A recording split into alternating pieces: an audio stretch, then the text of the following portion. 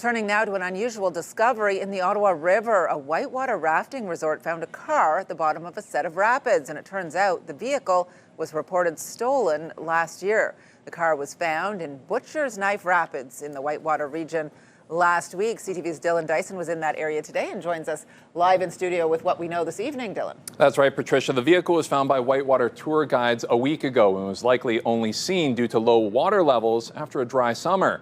But the question as to how it got there remains a mystery. This was found about a third of the way out into the current here and about 3 or 4 feet down. After paddling the Ottawa River for decades, this is the strangest thing Joel Kowalski has ever found in the river. My initial thoughts were, how on earth is there a car down here? We're quite far from the closest place where you could roll a vehicle easily into the river. A red 2022 hatchback Honda Civic sunk to the bottom of the Butcher's Knife Rapids. Where we're located is on an island amongst the Rocher Fondue Rapids, which are in Whitewater Region. And so we're halfway down a 10-kilometer section of Wilderness River. There are no roads on this side. We're on an island.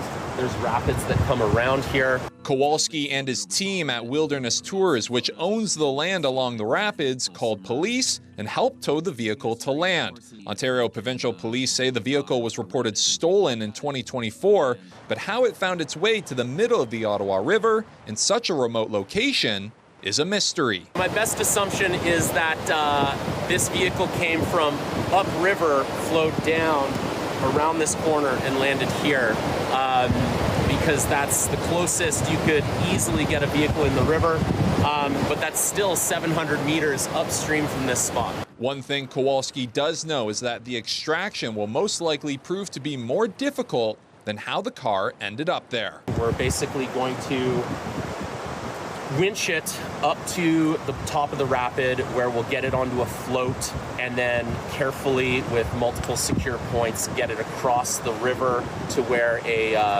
large heavy-duty tow truck with a boom arm can then lift it out of the river and take it off to their yard.